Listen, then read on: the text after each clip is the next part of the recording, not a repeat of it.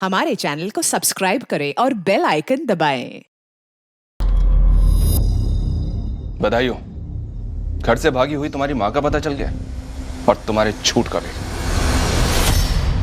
ए डॉली, चल बाहर आ। दूसरा पुलिस स्टेशन से बुलावा आया तेरे लिए।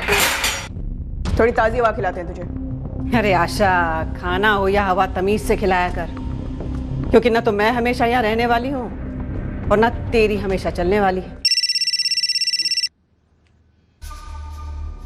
हेलो, महिमा शुक्ला। जी आप कौन? Assistant sub inspector Devika Sahu बोल रही हूँ। राजन पाटीदार मर्डर केस में तुमसे पूछताछ करनी है। राजन पाटीदार? अब ये मत कहना कि तुम उसे जानती नहीं थी। जी जानती थी। कैसे जानती थी? जैसे भी जानती थी, आपको क्या? मेरा निजी मामला है, समझिए आप। मर्डर किसी का निजी मामला नहीं होता पूजा। राजन के मर्डर से मेरा कोई लेना देना नहीं है। आगे बोलो। बहुत तेवर हैं। सवाल भी तो आपके ऐसे हैं। क्या रिश्ता है राजन के साथ? अरे क्यों बोलूं? अब तो तू बोलेगी ही बोलेगी। गरोड़िया नगर पुलिस थाने आ जा अभी। ए, धमकी मत दे, समझी? चल, नहीं आती। क्या करेगी? तू आती है या घसीट कर लाऊं तुझे? एड्रेस बोल अपना। मैडम प्लीज आप एड्रेस मत लो। आप मुझे जहाँ बोलेंगे जब बोलेंगे मैं आने को तैयार हूँ। मैडम प्लीज आप घर मत आइए। नैना, जितनी देर तुम प्लीज प्लीज बोलने में लगा रही हो उतनी देर में तो तुम यहाँ आ जाती। नहीं मैडम, आज मैं घर से बाहर नहीं निकल सकती। बाबूजी घर पर ही है। तुम इतनी डरी हुई क्यों नैना? कहीं राजन पाटीदार के मर्डर में तुम्हारा हाथ तो नहीं है? नहीं मैडम, मैं तो खुद इतनी ज्यादा शौक हूँ कि क्या बताऊँ। आप मुझे बताइए कि कल कितने बजे आना है। मैं 100% आऊंगी मैडम। क्यों मरवाया तुमने अपने पति राजन और ससुर नरेंद्र को? राजन के अफेयर्स के कारण या फिर तुम्हारी माँ डोली जायसवाल से जुड़ी कोई वजह है? मैं सच कह रही हूँ सर, मैंने नहीं मरवाया अपने पति और ससुर को। तो फिर अपनी माँ के बारे में झूठ क्यों बोला?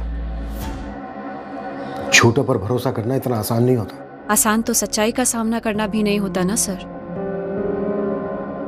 एक ऐसी सच्चाई जो आपसे जिंदगी भर झूठ बुलाती है। बचपन से ही मैं और मेरी बहन सोनिया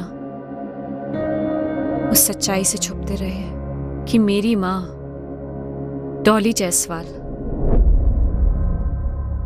हमारी जैसी जवान लड़कियों को खरीदती, उन्हें घर लाती और उनसे बिजनेस करवाती, धंधा करवाती, प्रोस्टिट्यूशन, वेश्यावृत्ति। हाँ वही सर, धंधा, प्रोस्टिट्यूशन, वेश्यावृत्ति। 12 साल की उम्र से देखा है अपनी माँ को ये धंधा करते हुए। उस घर में ली हर सांस से घिन आती थी, घुटन होती थी। ये घिन और घुटन पर उपन्यास किसी और दिन लिखना। सच्चाई यह है कि तुम्हारी माँ डॉली जायसवाल एक ट्रैफिकर है और 7 महीने पहले ट्रैफिकिंग के केस में गिरफ्तार हुई और लगभग तब से ही तुम अपने पति राजन का घर छोड़कर अपनी माँ के घर आई। मैं तो चाहती थी अपनी माँ के घर से, उसके साय से भी दूर रहूं मैं। अपने भाइयों के लिए लौटी मैं। इससे राजन और उसके पिता नरेंद्र के कत्ल का क्या लेना देना? कहीं ऐसा तो नहीं कि ट्रैफिकिंग के केस में तुम्हारी माँ डॉली जायसवाल अंदर हुई तो उसकी असलियत पता चल गई राजन को और उसने तुम्हें अपने घर से निकाल दिया और इसी वजह से तुम दोनों माँ बेटी ने मिलकर उसके नाम की सुपारी दे दी? ऐसा नहीं है। राजन को मालूम था शादी के भी पहले से कि मेरी माँ क्या काम करती है, और सिर्फ राजन को नहीं, आपके कई पुलिस वालों को भी मालूम था।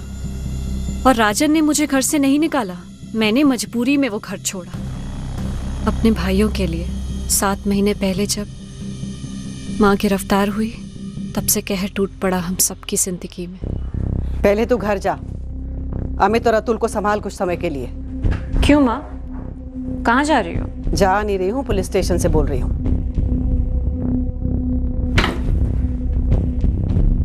Police station? अब क्या किया तूने?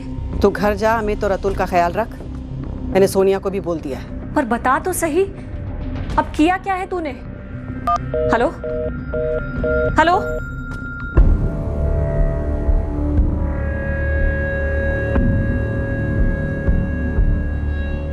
कोमल तू डर मत, तेरे घर वालों को खबर कर दी है। तेरा बापू आ रहा है तुझे लेने। घर जा रही है तू? मैं तो पहले से ही घर जाना चाहती थी। उन्होंने बोला वो मुझे घर ले जाएंगी, लेकिन उन्होंने मेरे साथ फिर से शुरू कर दिया। क्यों? बंद कर दिया था क्या? कोई और काम करने की औकात है डॉली की? सर बताइए तो हुआ क्या? 16 साल की लड़की है कोमल महातो, बाहर बैठी है, अपने चाचा के घर से भागकर अपने माँ बाप के घर लौट रही थी। भोपाल स्टेशन पर तेरी माँ का वो दलाल नदीम गिद्ध की तरह लपक गया और तेरी माँ तब से धंधा करवा रही है उससे घर से। और कितना बर्बाद करोगे हम सबकी जिंदगी को?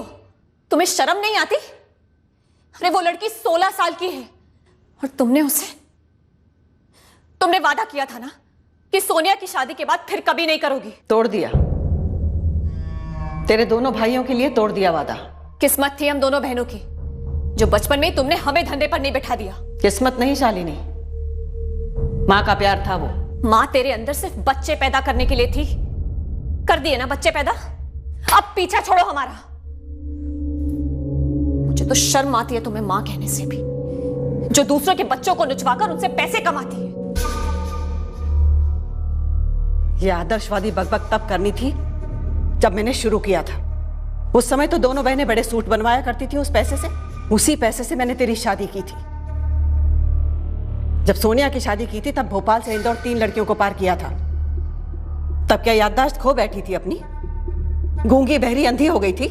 तुम दोनों बहनें तो अपनी जिंदगियों में मस्त हो, तो क्या मेरी जिंदगी खत्म हो गई है? तेरे दोनों भाइयों की जिंदगी खत्म हो गई है? कल को उन दोनों की शादी हो जाएगी और वो दोनों जाके अपनी बीवियों के पल्लू में बैठ जाएंगे, तब तेरी इस बदनसीब मां का क्या होगा? कभी सोचा है तूने? क्या तेरा वो बाप आएगा अपनी पेंशन लेकर? 4 बच्चे गले मड़ के फुट गया साला। जा जाकर ढूंढ उसे और उसे जाकर सुनाना यह महात्मा वाला भाषण, समझी? जिस माँ ने हमें जन्म दिया उसने जीते जी मार भी डाला, लेकिन माँ की एक बात सच थी कि उसी धंधे के पैसे से हमारी परवरिश हुई थी। पर इस सबसे तुम्हारे पति राजन का क्या ताल्लुक? उसे क्यों मार डाला? मैंने राजन को नहीं मारा। राजन कोई दूध का धुला हुआ नहीं था, फिर भी मेरे लिए उस नरक से निकलने का एक जरिया था वो, जो मेरी माँ ने बना के रखा था उस घर में। राजन मुझे अक्सर पीटता था। उसका घर छोड़ के आई थी उसके पहले से ही।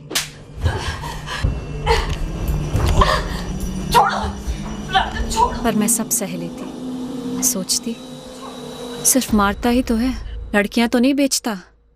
माँ की तरह गैर कानूनी तरीके से पैसे तो नहीं कमाता, तो सब बर्दाश्त कर लो। फिर इस बर्दाश्त की हद कैसे खत्म हो गई? मैंने राजन को नहीं मारा सा।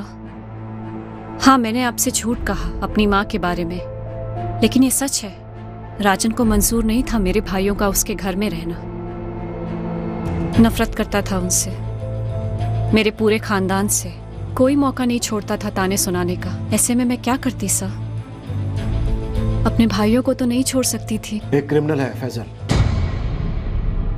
फैजल को तुम्हारी माँ डॉली ने भोजपुर भेजा, किसी गंगाधर से पैसे लेकर यहाँ किसी सुरेश को देने के लिए। मुझे इस सब के बारे में कुछ नहीं पता। शालिनी, झूठ बहुत ज्यादा दिन नहीं चलता, सच बोल दो। जिस माँ से तुम्हें इतनी तकलीफ थी, उसी के जरिए अपने पति राजन को मरवा डाला? जी नहीं, राजन जैसा भी था मेरी माँ से तो बेहतर ही था। उसकी हरकतें चाहे जितनी भी ओछी थी, मेरी माँ की हरकतों से तो कम ही थी।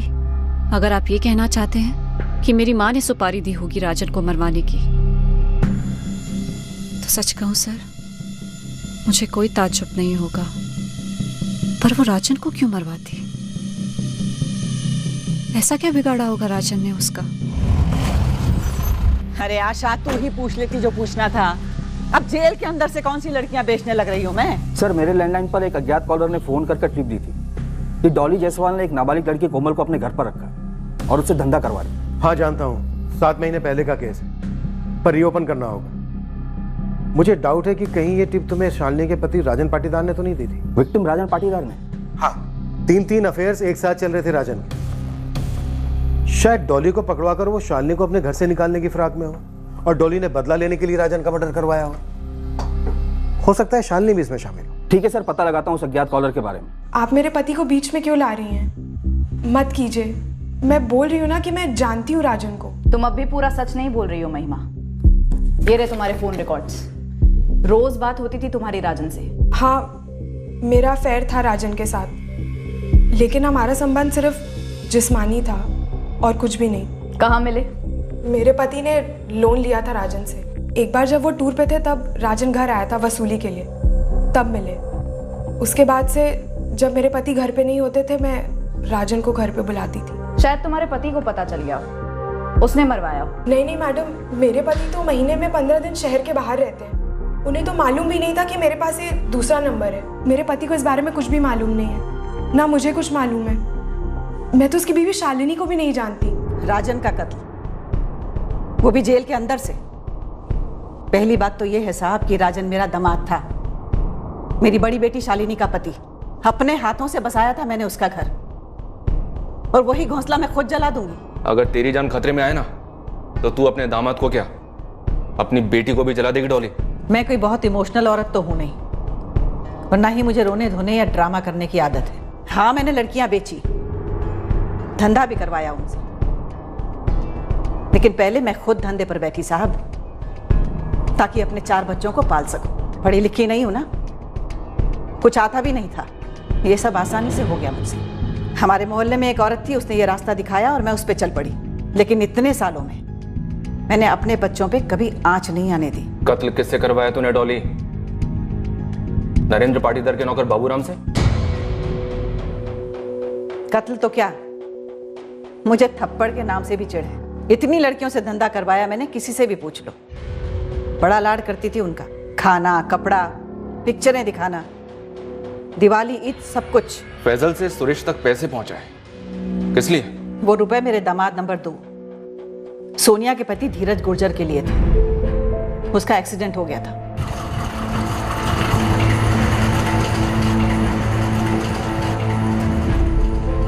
धीरज बहुत बुरी तरह घायल हो गए अम्मा। अगर लोग टाइम पर हॉस्पिटल ले जाते ना तो जान भी जा सकती थी। चुप, शुभ शुभ बोल। देख सोनिया, अपना कलेजा मजबूत रख और भरोसा रख, कुछ नहीं होगा धीरज को। धीरज अपना मेडिकल इंश्योरेंस रिन्यू करवाना भूल गया था। घोंचू, लोहे की सरिया, प्लास्टर, ऑपरेशन सब मिला के 1 लाख से ऊपर का बिल फटा था, और उसकी तनख्वाह थी सिर्फ 15,000 रुपए। तब मैंने आदमी भेजा और पैसों का इंतजाम किया। केवल गंगाधर ही नहीं साहब, भोपाल के 3 और लोगों से बात की और पैसों का जुगाड़ किया। सुपारी के रुपए नहीं थे साहब, धीरज के इलाज के रुपए थे। इस कोमल महतो के ट्रैफिकिंग के केस में तुझे किसने पकड़वाया था? अब मुझे क्या मालूम साहब, आपको पता चल जाए तो मुझे जरूर बता देना, सेटिंग कर दूंगी। यानी मार डालेगी? अरे नहीं साहब, अपनी साइड कर लूंगी। अब धंधे में काहे का बैर, इस धंधे में दोस्ती दुश्मनी से भली। इस कोमल की ट्रैफिकिंग में किसी के साथ रंजिश हुई थी तेरी? कोमल की ट्रैफिकिंग मैंने नहीं, किसी और ने करवाई थी साहब। वो तो नदीम उसे उधार पे उठा लाया था। आ जाओ, जाओ, इसे अपना ही घर समझो। हाँ, यहाँ बैठो। अब चिंता करने की कोई जरूरत नहीं है कोमल। ये जो डॉली आंटी है ना, ये बहुत अच्छी है। कल सुबह वो खुद तुम्हें जबलपुर लेके जाएंगी, सीधा तुम्हारी मम्मी के पास। क्या बोलती डॉली जी, पसंद आई? किराया बोल नदीम। कॉली है, 1.5 लाख में पड़ेगी। अपना कमीशन जोड़ के बोल रहा साले। कैसी बातें कर रही हैं आप डॉली जी? मेरा कमीशन तो सिर्फ आपसे है, और मैं ही महीने में 15-15 हजार में 4 बार बिठा दूंगा, बाद में घसती रहेगी। महीने का 1.5 लाख किराया दूंगी तो कमाऊंगी क्या? अरे कमाओगी डॉली जी, भरपूर कमाओगी। 1 महीने के बाद सप्लायर को बोल देंगे 50% में हमें बेच दे। उसके बाद में पेड़ भी अपना और फल भी, जितना चाहो लूटो। लुट तो मैं गई थी साहब, पूरा 1.5 लाख किराया दिया सप्लायर को। मुश्किल से लड़की 4 बार धंधे पर बैठी और किसी ने चुगली कर दी। राजन ने चुगली की थी, जिसका बदला लिया तूने उससे? अब यही तो मुश्किल है ना साहब इस दुनिया में। ईमानदारी से बात करो तो लोग सच मानते ही नहीं है। अब आप ऐसा करो साहब कि अगर आपको ऐसा लगता है ना कि केवल आप ही सच बोलते हो, तो आप ही सच का पता लगा लो और मुझे जरूर बता देना। सर, ये डॉली 1 नंबर की झोल क्वीन है। डॉली का हाथ पक्का लगता है? हाथ लगता तो है सर, पर ये साबित करने के लिए अभी हमारे हाथ में कुछ नहीं है। लेकिन एक बात है सर, ये डॉली बात घुमाने में एक्सपर्ट है। ए आशा, तेरा चेहरा कितना फीका पड़ गया रे। मौसम्बी का जूस पिया कर। लॉकअप में पीऊंगी तेरा जूस बना के। सर, वो फैजल जिसने डॉली के कहने पर पैसे कलेक्ट किए थे, वो हमारे हाथों लग गया है। लेकिन सर, वो तो सिर्फ एक डिलीवरी मैन था। और वो सुरेश जिसे फैजल ने पैसे पहुंचाए? अभी भी अंडरग्राउंड है सर। देविका, राजन की गर्लफ्रेंड्स नैना और पूजा, कुछ मिला उनसे? एक्चुअली कुछ नहीं मिला सर। दोनों ने अफेयर की बात तो कबूल की है। राजन से लोन लिया था मैंने अपनी स्कूटी के लिए, लौटा नहीं पा रही थी, या यूं बोलो लौटाने का मन नहीं था, तो दिल लगा लिया उसके साथ। लोन और इंटरेस्ट सब माफ। तो तू मर्दों को ऐसे ही फंसाती है? तेरा कोई रैकेट वैकेट तो नहीं है? इतने बुरे दिन नहीं आए मैडम कि मर्दों को फंसाना पड़े। और वैसे भी ये मेरा प्राइवेट मामला है, अब इतना इंटरेस्ट क्यों ले रही है? ज्यादा हवा में मत उड़ पूजा। मर्डर केस में फंसी है तू। फंसे मेरी सैंडल।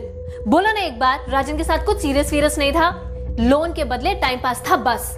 मेरी तो जिंदगी बर्बाद हो गई मैडम। राजन ने मुझसे शादी करने का वादा किया था। तुम्हें पता नहीं था कि राजन शादीशुदा है? मैडम मैं जानती थी कि वो शादीशुदा है, लेकिन वो शालिनी को डिवोर्स देने वाला था। वो 17 सितंबर को अपना फाइनल डिसीजन लेने वाला था कि वो अपनी वाइफ को डिवोर्स देगा और फिर हम दोनों शादी करने वाले थे मैडम। मैंने तो कई मन्नतें भी रखी थी उसका डिवोर्स जल्द से जल्द हो जाए, लेकिन फिर पता चला कि उसका मर्डर हो गया। मैं आपको बता नहीं सकती मैडम कि मेरी जिंदगी किस कदर बर्बाद हो गई। मैं उसके साथ सो चुकी हूँ मैडम। सर इतना तो हम पकड़ के चल सकते हैं कि राजन शायद शालिनी को डिवोर्स देने वाला था। मतलब घूम फिर कर हम वहीं आ रहे हैं। शालिनी सस्पेक्ट, उसी के पास मोटिव था। उसने गुस्से में आकर अपने पति राजन का मर्डर करवा दिया। कोलैटरल डैमेज, राजन के पिता नरेंद्र पाटीदार। लेकिन सर शालिनी के खिलाफ हमारे पास कोई सबूत नहीं है। पॉसिबिलिटी कम है कि ये मर्डर शालिनी ने खुद किया हो, और अगर किसी और से करवाया है तो फिर किससे करवाया? बाबूराम पर कोई खबर? अभी तक तो कुछ नहीं सर। गुरु खबरी और उसकी टीम लगे हुए हैं, लेकिन सर बाबूराम का इस तरह से अचानक गायब हो जाना अपने आप में एक लीड तो है। मैनहंट जारी करो बाबूराम के।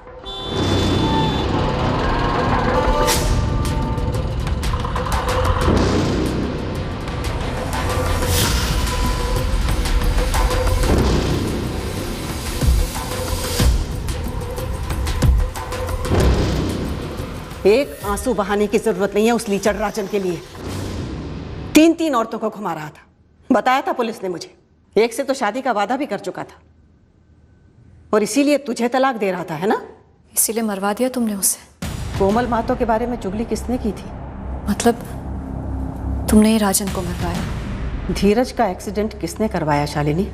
क्यों खेल रही हो तुम हमारी जिंदगियों से? मैं खेल रही हूँ? पुलिस वालों को लगता है कि ये सब मैंने करवाया, और मुझे क्या लगता है पता है? मुझे लगता है कि राजन को तूने मरवाया है, क्योंकि तुझे पता चल गया था कि राजन तुझे छोड़ने वाला है, और इसीलिए तूने उससे मरवा दिया, क्योंकि उसके बाद उसका जो कुछ भी है वो तुझे और कशिश को मिले। ठीक कह रही हो ना? देख शालिनी, अगर तूने ऐसा कुछ किया भी है ना, तो भी मैं तुझसे नफरत नहीं करूंगी, क्योंकि मैं समझती हूं कि तूने ये सब अपनी बेटी के लिए किया है। तू बोल, मैं ले लूं सारा पाप अपने सर? तेरे लिए करूंगी शालिनी, लेकिन एक वादा लूंगी तुझसे कि अमित और अतुल दोनों को तू सेटल करेगी। उनके माँ और बाप दोनों बनकर। और अगर ये तूने नहीं किया है ना शालिनी, तो कसम है जिसने भी किया है उसकी खैर नहीं। वैसे कभी सोचा है कि सुनसान अंधेरी सड़क पे रात के 10:30 बजे घर वापस आने वाला आदमी, अपना धीरज, कोई उसकी बाइक को ठोकर मार के भाग जाता है?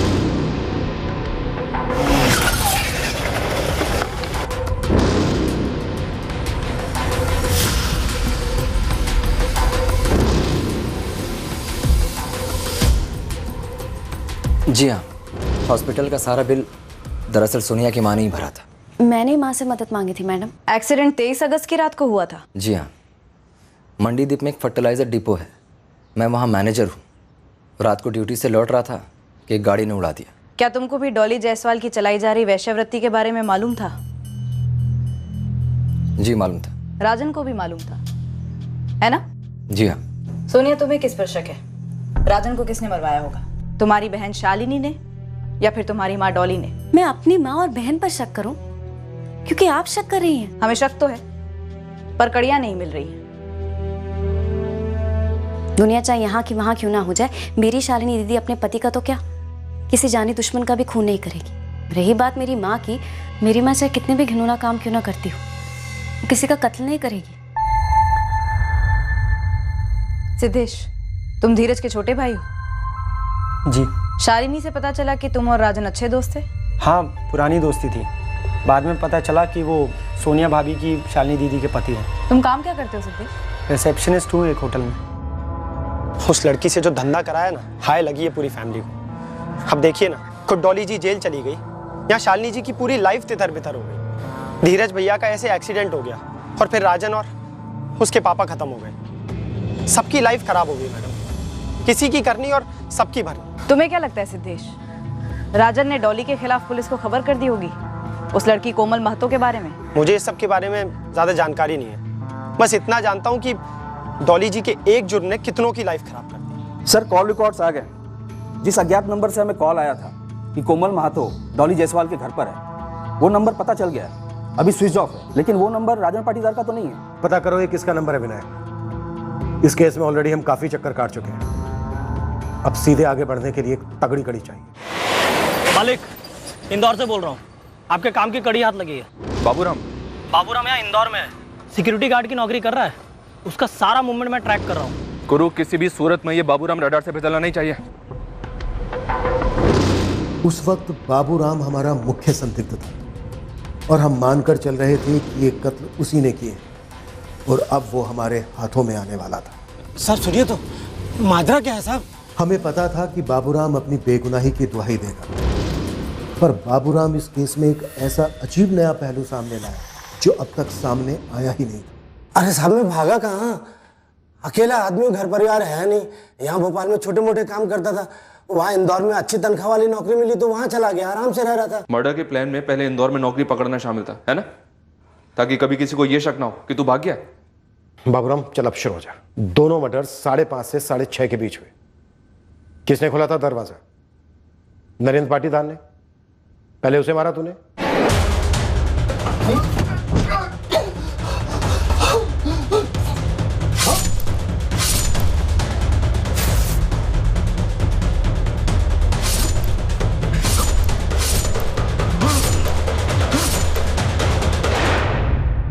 ऐसा ही हुआ था ना साहब? मैं अगस्त के महीने के बाद नरेंद्र जी के घर गया ही नहीं। वहां इंदौर में मेरी नौकरी 1 सितंबर से शुरू हुई। तो खास ये काम करने के लिए तो इंदौर से आया? 15 की रात को आया, 16 की सुबह काम किया और लौट गया। बाबूराम, किसने दी तुझे सुपारी ये मर्डर्स करने के लिए? राजन की पत्नी शालिनी ने, या शालिनी की माँ डॉली जायसवाल ने, या नरेंद्र की पत्नी रानी देवी ने? तू तो जानता भी है रानी देवी को। मैं नरेंद्र जी की पत्नी रानी भाभी को जानता हूँ, वो माहीपुर में रहती है, ग्वालियर जिले में पड़ता है। मुझे कभी कभी फोन कर लेती हैं अपने बेटे राजन का हालचाल पूछने के लिए। वहाँ किसके साथ रहती है वो? अपने दूसरे पति के साथ। वो भले आदमी है साहब, ये अपने नरेंद्र जी जैसे नहीं है। और साहब, वो शालिनी बेटी है ना, वो तो बेचारी अपनी माँ का किया धरा भुगत रही है। उसकी जो माँ है ना डॉली, तो प्रलय भी आ जाए तब भी नहीं सुधरने वाली। ये प्रलय पुराण हमें मत सुना, सीधा सीधा मुद्दे पे आ। कितने पैसे दिए गए तुझे? साहब 100 रुपए, दिन का 100 रुपए देते थे नरेंद्र जी। उनके घर का छोटा मोटा काम कर लेता था, और जब शालिनी घर छोड़ के गई तब झाड़ू पोछा भी कर लेता था, तब 200 रुपए देते थे। हफ्ते में एक ही दिन जाता था। देख बाबूराम, ज्यादा शाना मत बन, वैसे ही बहुत टाइम के बाद हाथ लगाए। मालिक, अगर मुझे पता होता आप लोग मुझे ढूंढ रहे हैं तो मैं सीधे आपके पास चला आता। मुझे कुछ पता ही नहीं था तो मैं क्या करता। ये बाबूराम तो तोताराम निकला। एक ही बात की रट लगा रहा है कि मर्डर के वक्त इंदौर में ही था। सच में था मालिक। बाबूराम 15 और 16 सितंबर और उसके पहले और बाद में इंदौर में ही था। बाबूराम रॉन्ग नंबर है। तो सही नंबर क्या है बे? निकम्मो, तुम लोग काम करे, मजाक कर रहे हो?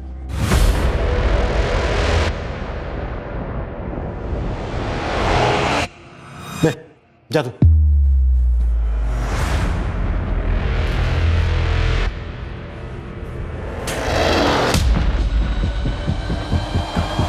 मालिक, ये दोनों कत्ल होते वक्त चोरी भी हुई थी क्या? नहीं। ठीक। फिर क्यों पूछा तूने? होनी चाहिए थी क्या? पहले भी हुई थी ना चोरी, तो इसलिए सोचा कि वो। कब हुई थी? जुलाई या अगस्त में। किसने की थी चोरी? निकाल बाहर, निकाल निकाल बाहर। मेरा सब्र बता, जो जो चुराया सबका सब बाहर निकाल, निकाल।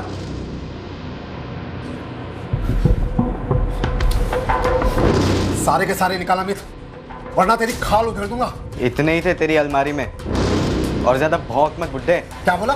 बुड्ढा है तेरी तब। क्या हुआ? हुआ क्या है? अरे मेरी बाहर आग क्या लग गई? ये घर के अंदर घुस गया चोरी करने के लिए, और ऊपर से बदतमीजी अलग कर रहा है। 100 की सिर्फ 2 पत्तियां ली थी मैंने, और कौन सा बड़ा इतना खजाना लूट लिया जो फुदक रहा है इतना? हाँ तो चल थाने, चल थाने तू, थाने चल, चल रोक। इसीलिए राजन ने इन दोनों भाइयों को घर में पनाह नहीं दी। अपनी माँ की देखा देखी में क्रिमिनल बनने की तैयारी में है दिन। वो लड़का अमित शालिनी का भाई चर्सी है। जब नरेंद्र जी के घर रहता था ना, तब भी उसने 2-3 बार पैसे चुराए थे अपनी बहन के पर्स से। तब भी शालिनी ने उसे डांटा था। अमित, क्या तुम 15 सितंबर की रात 16 सितंबर की सुबह अपने जीजा राजन के घर गए थे? आप लोग यकीन क्यों नहीं कर रहे हैं? मैंने बताया ना, उस रात घर पर ही था, ये कहीं नहीं गया था। तुम तो रहने ही दो, तुमने भी कम झूठ नहीं बोले हमसे, बहुत कुछ छुपाया है। अमित जवाब दो। आप लोग ये सवाल कर ही क्यों रहे हैं? क्या साबित करना चाहते हैं कि इस बच्चे ने मेरे पति और ससुर को मार दिया? होश में तो है आप लोग? ये रहता है होश में कभी? नशे के लिए पैसे नहीं चुराता है? कभी इसने बताया तुमसे कि राजन के घर से जब तुम लोग अपनी माँ के घर चले गए थे, उसके बाद ये राजन के घर गया था एक बार चोरी करने? तुम्हारे ससुर ने इसे रंगे हाथ पकड़ा था। देखिए सर, 100-200 रुपए चुराना एक बात है, और 2 लोगों का कत्ल कर देना दूसरी। और मैं आपको कितनी बार बता चुकी हूं कि अमित उस रात घर पर ही था। अमित, जो भी सच है बता दे, वरना तेरी मुसीबत और बढ़ेगी। सर, आप मेरे भाई को ऐसे धमकी नहीं दे सकते। सवाल अमित से हो रहे हैं, जवाब भी अमित देगा। अमित, क्या ये दोनों मर्डर्स तुमने किए हैं? सर आप शालिनी, बोलो अमित, क्या ये दोनों मर्डर्स तुमने किए?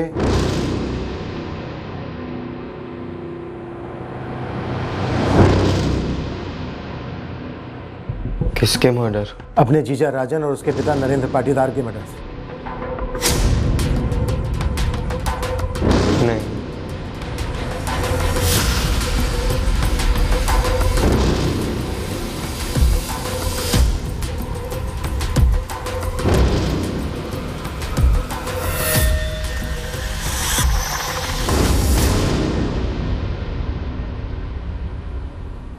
ये अमित टस से मस नहीं हो रहा है। एक ही जवाब, मैंने नहीं किया। और हम कोई और तरीका अपना भी नहीं सकते, माइनर है लड़का। सर, हमारे हाथ में कुछ ठोस होना ही चाहिए जिससे अमित का झूठ पकड़ा जाए। एक बात समझ में नहीं आ रही है, अमित ड्रग एडिक्ट है। अगर वो राजन के घर पैसे लेने गया और वहां पर वो राजन और राजन के पिता नरेंद्र का कत्ल करता है और पैसे नहीं लेता, क्यों? जबकि कैश तो था घर पर। शायद पैसे पहले ही मिल गए होंगे अमित को। हम सुपारी का एंगल ढूंढ रहे थे, शायद सुपारी दी ही नहीं गई हो, इस नाबालिग से करवाया गया हो। अमित चर्सी है, चर्सी की टोलियों के साथ उठता बैठता है, 24 घंटे नशे में रहता है। क्या वो अकेला 2-2 लोगों का कत्ल कर पाता?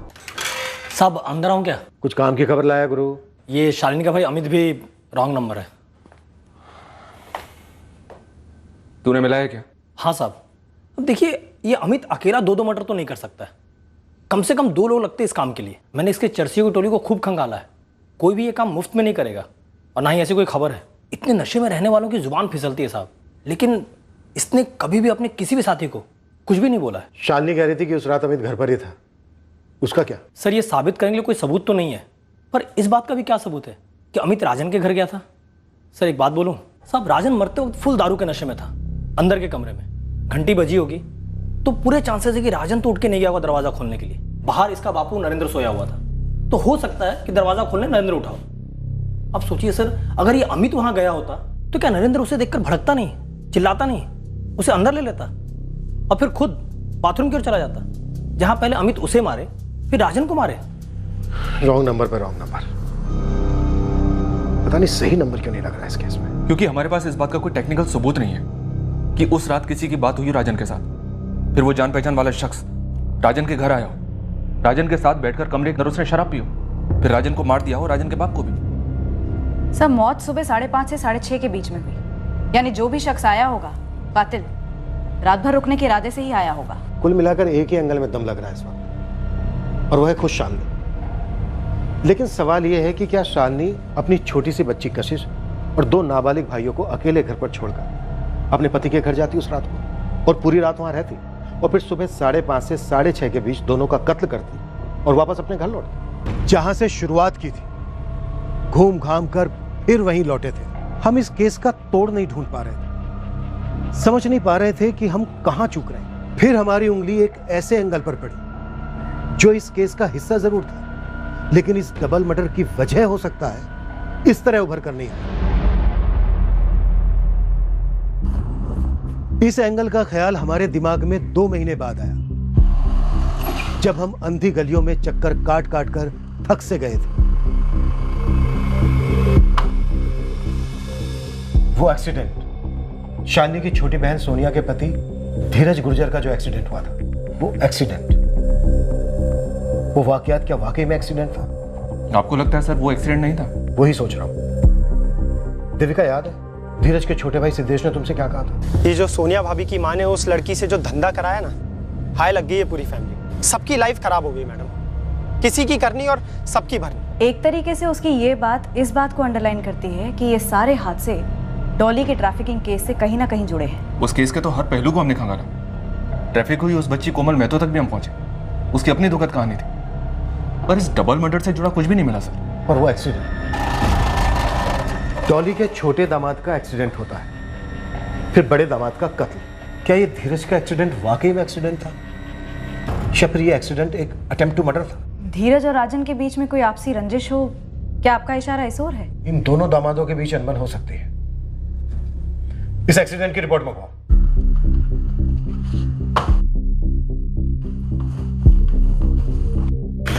सर। हाँ देविका, कुछ मिला?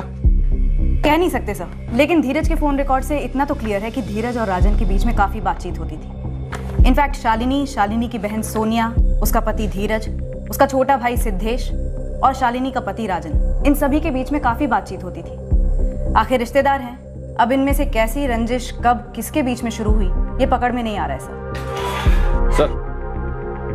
धीरज की एक्सीडेंट रिपोर्ट आ गई है। धीरज की बाइक जिस कार से टकराई थी वो कार अभी तक ट्रेस नहीं हो पाई है सर। कार थी?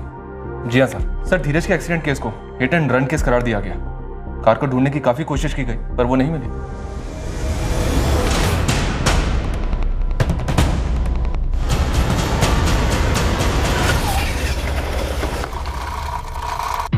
अगर धीरज का एक्सीडेंट वाकई में अटेम्प्ट टू मर्डर था, तो पहले धीरज को मारने की कोशिश करना, फिर राजन और उसके साथ उसके पिता नरेंद्र का कत्ल। कोई तो घंटी बज रही है इस एंगल में। क्या मुझे मार डालने की कोशिश? तुम्हें ऐसा कभी नहीं लगा? क्या राजन से कोई झगड़ा था तुम्हारा? नहीं तो, साड़ू भाई थे हम दोनों। एक मिनट, आप कहना क्या चाह रही हैं कि राजन ने मेरा एक्सीडेंट करवाया मुझे मारने के इरादे से, और बदला लेने के लिए मैंने राजन को और उसके पिता को मरवा डाला? क्या ऐसा हुआ था? ऐसा कुछ नहीं हुआ था मैडम। आप लोग हताश हो रहे हैं, इसलिए दिमाग के घोड़े बेलगाम दौड़ाए जा रहे हैं।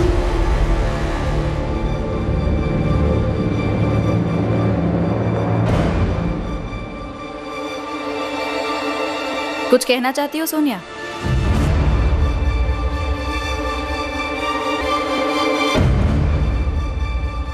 धीरज ने कुछ बोला नहीं मैडम, क्योंकि उन्हें कुछ मालूम ही नहीं है शायद। तुम्हें क्या मालूम है? कुछ पता नहीं है मैडम, लेकिन जिस दिन धीरज का एक्सीडेंट हुआ था ना, उस दिन मेरे देवर सिद्धेश ने कुछ बोला था। ये एक्सीडेंट नहीं है। क्या क्या कहा तुमने सिद्धेश? नहीं भाभी, कुछ नहीं। क्या राजन और तुम्हारे पति के बीच में कोई दुश्मनी थी? क्या राजन और उसके पिता का मर्डर इसी का नतीजा है? मैं कुछ नहीं जानती, लेकिन जब सिद्धेश ने मुझसे कहा कि ये एक्सीडेंट नहीं है, तब मैं बहुत परेशान हो गई, और ये बात मैंने अपनी माँ से भी कही। जी हाँ, सोनिया ने बोला था मुझे, लेकिन मैंने ध्यान नहीं दिया, क्योंकि उस वक्त ज्यादा जरूरी था इलाज के रुपए, और उसी के जुगाड़ में मैं लगी हुई थी। और आप लोग हो कि मुझी को कसूरवार ठहराने पे तुले हुए हो। मैंने कहा ना साहब आपसे कि मैं कत्ल नहीं करवाती हूँ। तो क्या धीरज और राजन एक दूसरे को मरवा सकते थे? बिल्कुल नहीं। राजन कोई संत नहीं था, धीरज भला है, लेकिन इस हद तक दोनों कभी नहीं जाते। तो फिर धीरज का एक्सीडेंट कौन करवा सकता है? वैसे आप सिद्धेश से ही सामने से क्यों नहीं पूछ लेते? कि बता तुझे ऐसा क्यों लगा?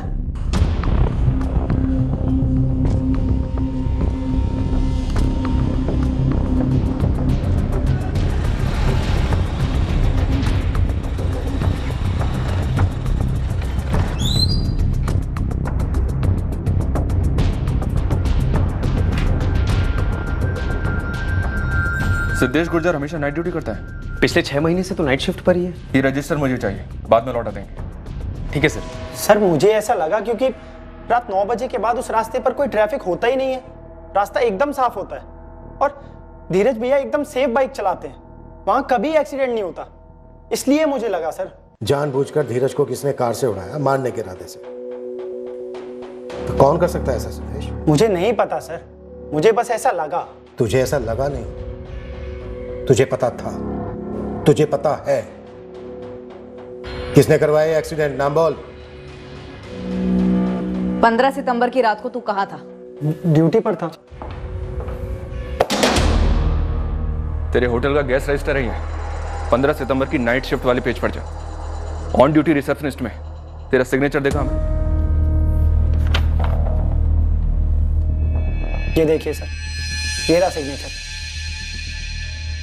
व्हाइटनर लगाकर तूने अपना साइन किया है।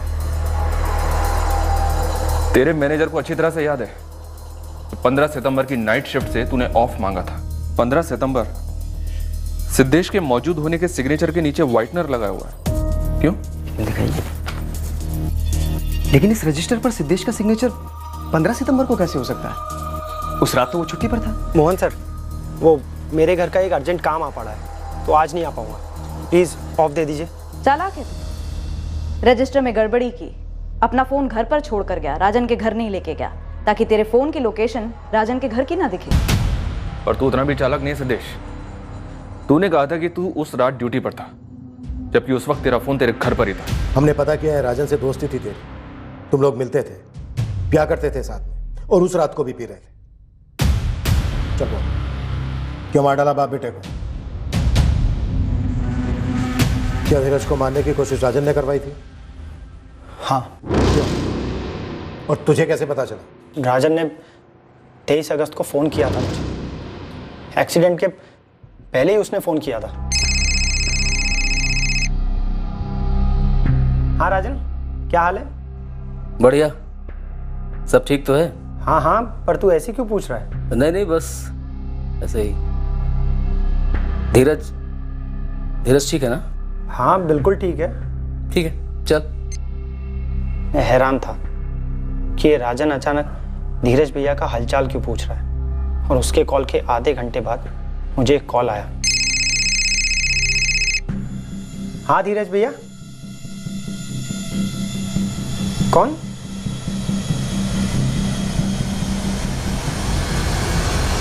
राजन का फोन आता है धीरज भैया की खैरियत पूछने के लिए।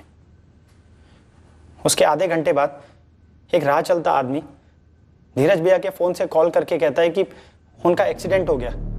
2 और 2 मिलाना इतना मुश्किल भी नहीं है ना सर।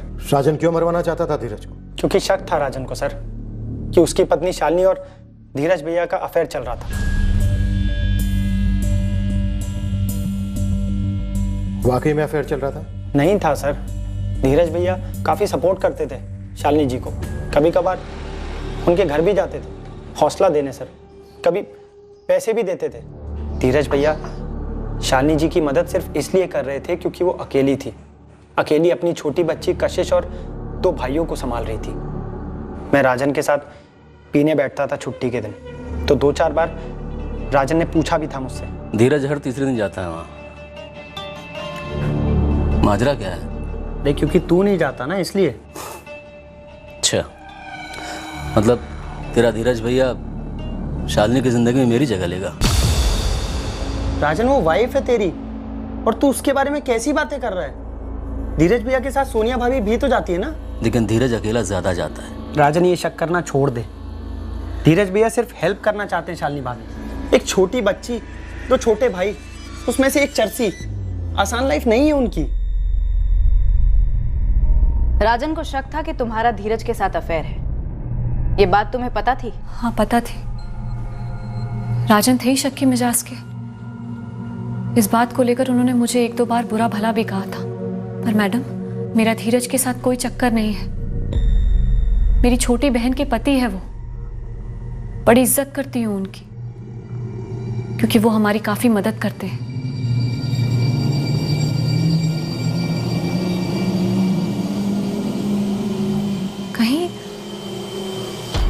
कहीं राजन ने तो वो एक्सीडेंट राजन नहीं करवाया था। इसलिए बदला लेने के लिए तूने राजन को मार डाला और साथ में उसके बूढ़े बाप को भी। धीरज भैया का एक्सीडेंट होने के बाद मैं आग बबूला हो गया था सर, और डर भी गया था कि राजन धीरज भैया को फिर से मारने की कोशिश करेगा। मेरे दिमाग में बस यही बात घूम रही थी सर। हाँ, मैं राजन को मार डालना चाहता था।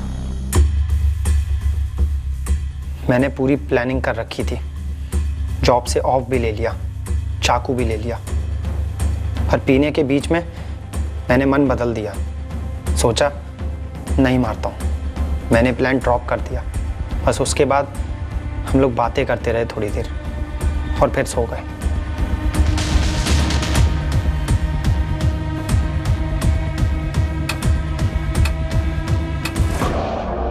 तब मुझे एक पूरा सपना आया। मैंने सपने में राजन को देखा, वो धीरज भैया को छुरा मार रहा था। तब मैंने सोचा बस अभी उठाता हूँ राजन को और पूछता हूँ, राजन धीरज भैया का एक्सीडेंट तूने कराया था क्या? एक्सीडेंट के पहले तूने फोन किया था ना मुझे धीरज भैया की खैरियत पूछने के लिए। क्यों? तुझे मालूम था ना कि उनका एक्सीडेंट होने वाला है। सदेश जाके सो जा, नहीं तो अपने घर जा। तेरा भाई इस बार तो बच गया, अगर नहीं सुधरा ना तो अगली बार नहीं बचेगा। और सुन, तूने ज्यादा टाइट आएगी ना तो इस बार तेरा एक्सीडेंट हो जाएगा। आधा अधूरा नहीं, पूरा और पक्का वाला, समझा? चल जा। अब शक की कोई गुंजाइश नहीं बची थी कि राजन ने ही धीरज भैया पर हमला कराया था, और वो तब तक चैन से नहीं बैठेगा जब तक धीरज भैया को मरवा नहीं देता।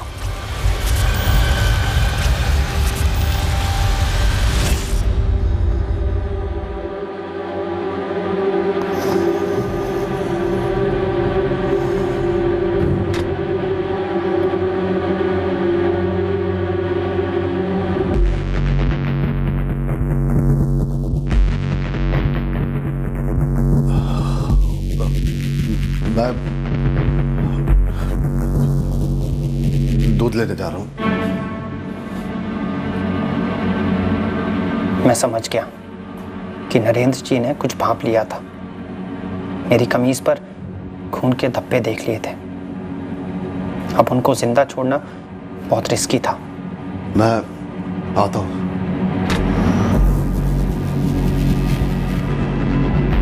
मैंने राजन की शर्ट पैंट पहन ली, सबको गुमराह करने के लिए घर भी तितर बितर कर दिया और घर को ताला लगाकर निकल गया।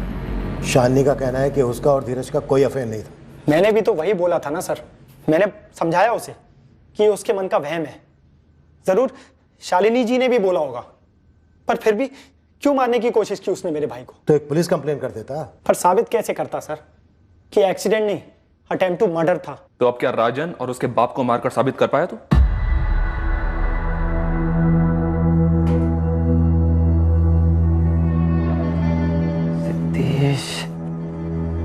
एक बार मुझे बता दिया होता। तुझे राजन का घर नहीं छोड़ना चाहिए था शालिनी। गुंजाइश ही नहीं रहती कोई गलत फहमी की। कुछ ना कुछ करके बारी बारी से संभाल लेते ना हमें तो रतुल को।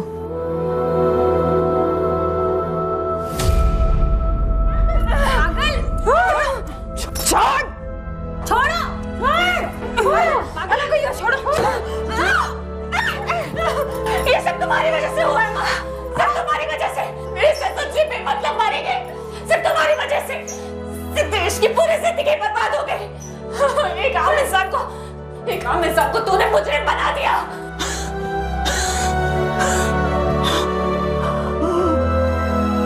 शालिनी को सख्त वार्निंग देकर छोड़ दिया गया।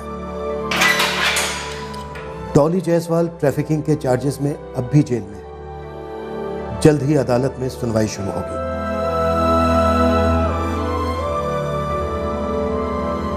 दुनिया में ऐसी कोई मजबूरी नहीं हो सकती जिसका हल जुर्म हो, भले हालात कितने ही बदतर क्यों ना हो। हम तो ईमान से चलते थे, लेकिन हमारे साथ धोखा किया गया, गलत किया गया, इसलिए अब हम कोई भी रास्ता अपनाएंगे। ऐसा करने का हमें लाइसेंस मिल गया है। ये सोच मूल रूप से ही गलत है। हमारे अंदर एक असुरक्षितता पनपती है जो अक्सर हमें विक्टिम कार्ड खेलने पर मजबूर करती है। हम अपने आप से एक झूठ बोल लेते हैं कि किसी और ने गलत काम किया, हम जो कर रहे हैं वो उसका नतीजा है। हमें इस सोच से दूर ही रहना चाहिए। कभी सहानुभूति या दया के लिए तरसना नहीं चाहिए। उल्टा अपने आप से कहना चाहिए कि हम मजबूत हैं, चाहे जैसी भी बाधाएं आए, हम अपने लिए एक अच्छी खुशहाल जिंदगी बना लेंगे। फिर मिलेंगे अगले हफ्ते एक नए केस के साथ। क्राइम पेट्रोल सतर्क। जय Hind. For more updates, subscribe to our channel, click the show links and enjoy watching the videos.